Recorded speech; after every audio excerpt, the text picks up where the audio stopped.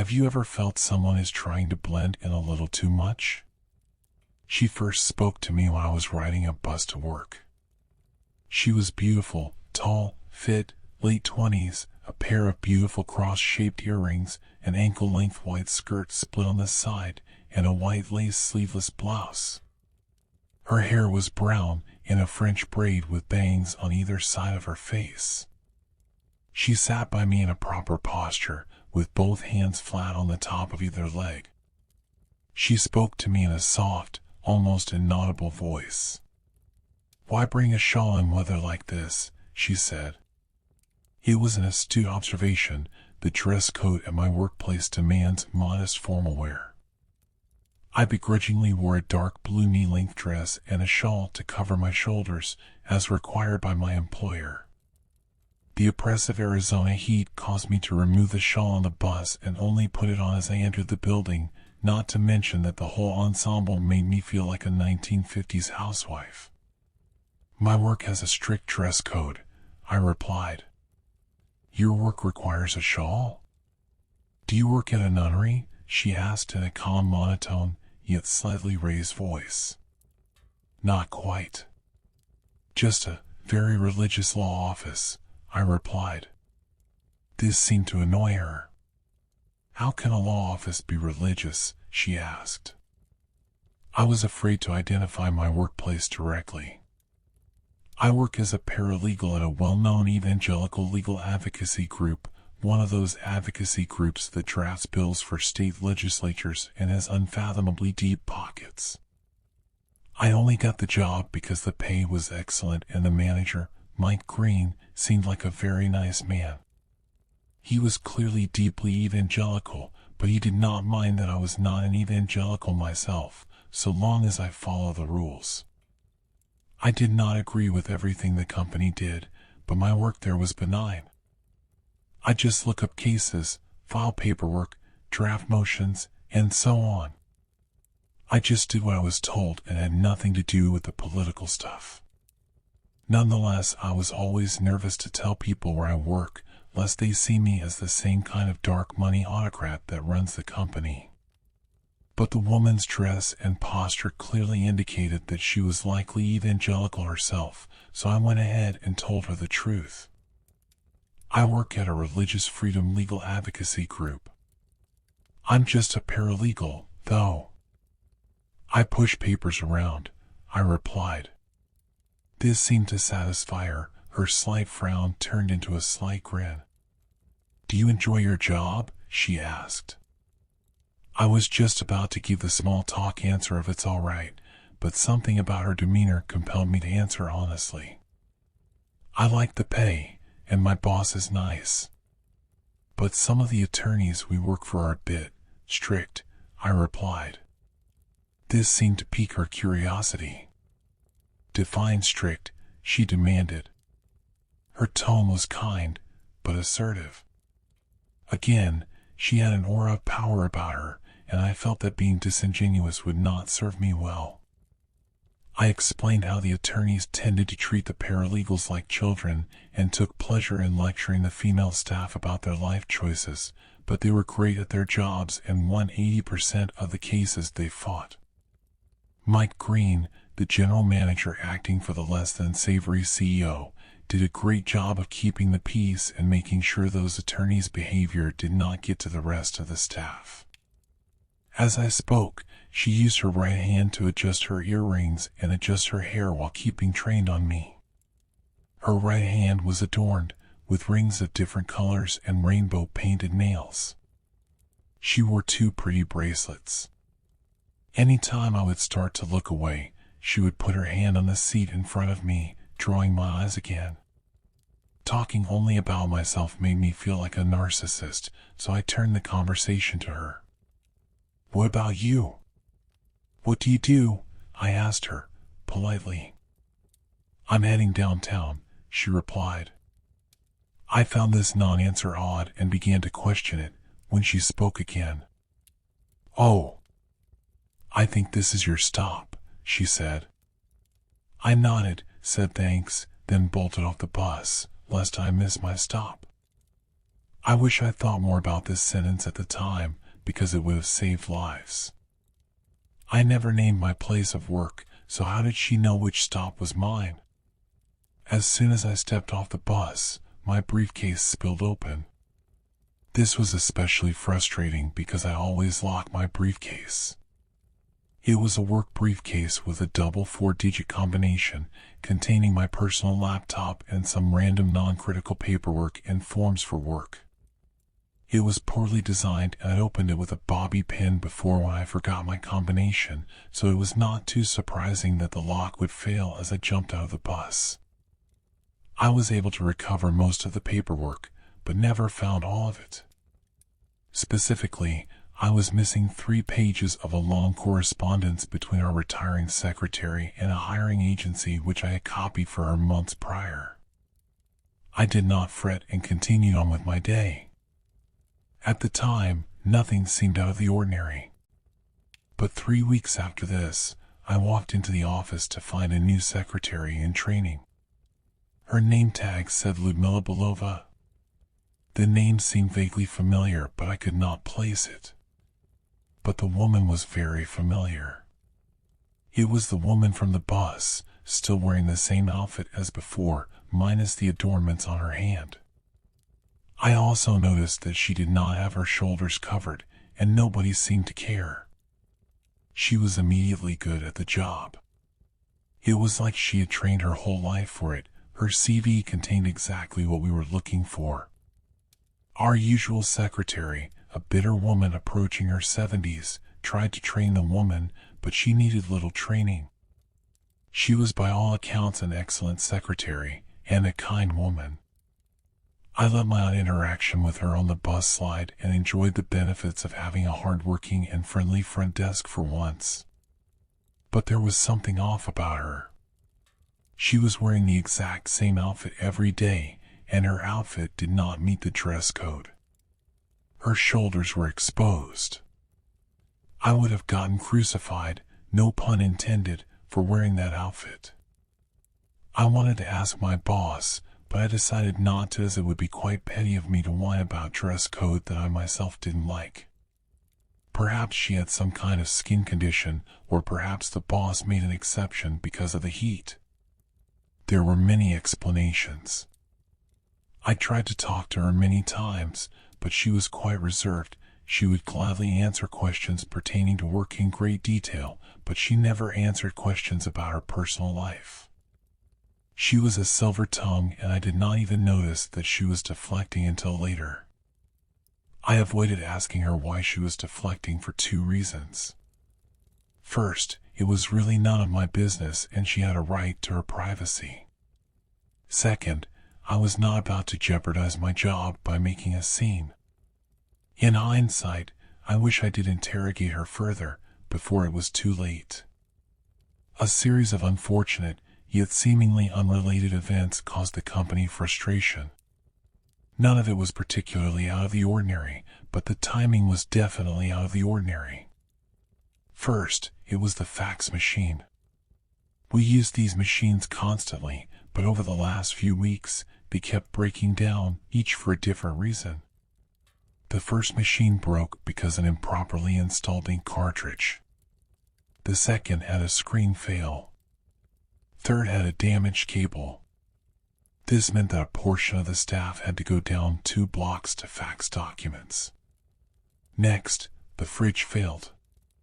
This meant that we had to start ordering in food for lunch, but it didn't meet everyone's dietary needs, so the company had to resort from sending some of the interns out on food runs. Next was the coffee maker. It lost a gasket and started spewing grounds into the coffee. Now interns were making coffee runs, too. We had Ludmila order in replacements for all of these, but she explained that the heat wave is causing supply chain issues and shipments keep getting delayed. This struck me as odd, but again, very plausible. All of this could be coordinated, but it could also still be a set of coincidences. So, I gave her the benefit of the doubt. The result of this situation is that there were a few hours a day where the only remaining staff in the building were the general manager Mike, me and my 2 paralegal coworkers, our 2 vicious attorneys, our secretary, and our 2 security officers. I was overworked but managing to keep my calm until I stumbled upon Mike and Ludmilla in the office. I was merely peeking in through the ajar door marking his office as I passed by when I noticed that Mike was caressing Ludmilla's leg. She said something inaudible and left the office in a hurry. I was disgusted by this, and my long-standing vision of Mike as a kind man came crashing down in a moment. That is why he hired her. That's why she doesn't have to follow the dress code. He liked how she looked. But the feeling of betrayal over his action was overshadowed by the intense empathy I felt for our odd secretary. In a few seconds, my entire perception of religious culture was shattered. I felt terrible for her. No wonder she was so reserved. She had been harassed by my secretly creepy boss the whole time. I pulled her aside and told her I need her help with something, then took her to a quiet library in the back of the building. This is where things took a turn for the strange. "Are you okay?" "I can't believe he did that," I asked, still good for her. Her response was simple, yet incredibly puzzling. "Why?" she asked, with the same confident and neutral tone she had on the bus. This question threw me off guard. It was such a simple and innocuous question, yet it suddenly felt as if she was peering into my soul. It made no sense. She looked distressed as she left the office, yet now she was neutral. Some kind of coping mechanism, perhaps? I stood there, mouth open like I was going to speak, yet the puzzling response left me speechless. She repeated the question. "Why can't you believe that he came unto me?" she clarified. Her tone did not change, but something about the way she stared, unblinking, made me feel obligated to answer truthfully. I had that same feeling on the bus with her, like something terrible would happen to me if I lied to her, yet nothing in particular she said or did suggested that. Well, the purpose of the company is to protect religious freedom. He is a deeply religious man, and we work to spread the word of God. I thought he was true to his religion, I suppose, I replied. She did not like this answer, just as she did not like it when I said I worked for a religious law office. She frowned and spoke again with a sharper tone. "Why do you think he would conduct himself in this way if he is true to his religion?" she asked, unchanging in tone or expression. I thought about this question, and it hurt the more I thought about it. There wasn't a reason. "I don't know," I replied. "Perhaps one who presents themselves as devout may have ulterior motives." "What might his motives be?" she asked. This seemed strangely inquisitive. I thought back to our interactions, our goals, all of our paperwork. I thought about the donors, the meetings, the high-profile visitors. I thought about the cases I read. If it was not for the sake of religious freedom, then what was it all for? She had an aura of omnipotence about her. It was like she already knew the answer to the questions and was testing me. I felt like I had no choice but to answer pragmatically and correctly. Because we are a pseudo-nonprofit dedicated to using religious protection laws to reduce liability for affluent clients, while drafting state legislation that further protects our clients by encouraging moral panic and using it to pass new laws that ensure the company can win even more cases in the future. Mike was chosen for his ability to manage attorneys and further this goal, and is no more religious than me. "We are a legal machine," I replied. I felt sick after saying this. It felt as if the words were put directly into my mouth, yet they were clearly true. Her expression changed, she was beaming. She loved my answer. "You have a lot of work to do," she said, before walking off and returning to her desk. This conversation left me shaken. I returned to my desk and got on my laptop and sat there wondering what on earth she was doing. The dichotomy of her divine presentation and cold demeanor reminded me of the biblical passages on false prophets. Thinking the word false prophet and thinking of those earrings caused an epiphany. Silver tongue. Never changes clothes. Just like Mike, presents herself as devout, but she has ulterior motives. Omnipotent feeling. Forces me to tell the truth. At that point, the answer was obvious. She's a demon. Has to be. It's the only explanation I could think of. Maybe even the Antichrist. She was too religious, yet beamed when I realized just how cold and pragmatic my employer and my company really was. Could it be the actual false prophet? It is the only explanation that made sense at the time. I had to warn Mike. Even if his harassment was a transgression, I hated to think what in the world she was planning to do. I entered his office and told him, in a panic, she's the Antichrist. He looked at me with an eyebrow raised and told me to take the day off. I realized how ridiculous I sounded and I obliged. When I got home, I got on my laptop. I quickly looked up that name. Lyudmila Belova. The result was harrowing. Lyudmila Pavlichenko was a famous Ukrainian sniper in World War II with at least 308 confirmed kills. She was married as a teenager and left her partner, but Ukrainian law dictated she would have to retain his last name. Her true last name was Belova. Lyudmila Belova. The one thing Lyudmila Belova, aka Lyudmila Pavlichenko, was famous for was killing Nazis, and if this woman is using that name and infiltrating an organization dedicated to religious freedom, I couldn't piece together what exactly her motive was, or why some kind of evil being would use that name, but it didn't matter. I didn't know what she was planning, but I had enough information to know it was nothing good. I tried to warn the police, but they told me to seek mental help. I tried calling Mike, but he did not pick up. Called the attorneys, but they laughed at me and told me to stay away from drugs.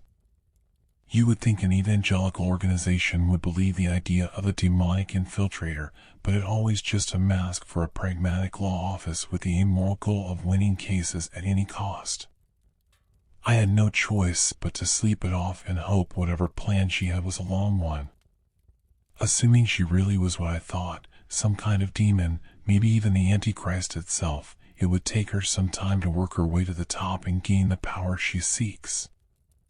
I banked on there being time and managed to get a few hours of sleep. When I got to work the next day, everyone was there, as I anticipated. Lyudmila was at the front desk and gave me a kind nod as she did every morning. The attorneys yelled at the paralegals, the interns rushed around the office, Mike stood in the break room talking on the phone to the CEO, and the security guards sat in their office, right behind Lyudmila's desk, looking through security footage, bored out of their skull. I went back to work as usual, keeping an eye on Lyudmila. It came time to send out faxes, and all of our machines were trashed, so some of the interns gathered the documents and headed out the door to file them elsewhere. Next, the interns were sent out on errands.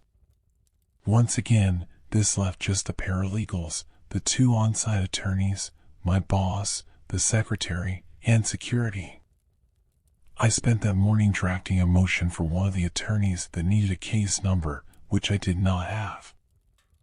I walked over to Lyudmila's desk and found it empty. I asked the security guards in the office behind her desk where she'd gone. They told me she went outside to smoke. To smoke? I asked. It was a rhetorical question. I left towards the front door to follow her before they had a chance to answer. This definitely seemed out of character for her, yet the security guards were none the wiser. The only problem is that I couldn't open the door. I looked down at the handles. The doors were glass that were pushed from the inside, but pulled from the outside. On the outside was chains. Big chains. At that point, I knew something was seriously off. I ran to the nearest fire exit. The nearest fire exit also served as a storage room. It was a small white room with packed shelves that I never thought about, offset from the doorway and the fire exit, which were directly in line. As I started to approach the door, I heard a soft-spoken voice from the shelves just out of my field of view. "Don't move. Don't speak," said the woman sullying the name Ludmilla. I looked to my right, and there she was. I noticed her shiny crucifix earrings before I noticed the gun pointed at my face. Her expression was as dead and neutral as always. I was petrified, but I had enough sense in me to put my hands up. I could see the hidden thigh holster under that split white dress as she zip-tied my arms and legs. After she taped my mouth, she spoke once more to me before leaving the room. "I like you. Now you will not have to worry about these filthy snakes you call attorneys," she said, before locking the door handle from the inside and closing it on her way out. I had around 30 seconds of peace before the gunshots started. The first one was a single shot with a deep cadence, close by. The nearest office was Mike's. 10 seconds passed before the massive flurry. I heard 4 shots with a deep cadence, with a 5th shot of a shallow cadence, followed by 3 more. Someone started banging on the supply room door, no doubt trying to get to the fire exit.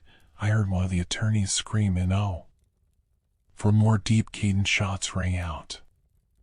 30 seconds passed, then 3 more, followed by nothing.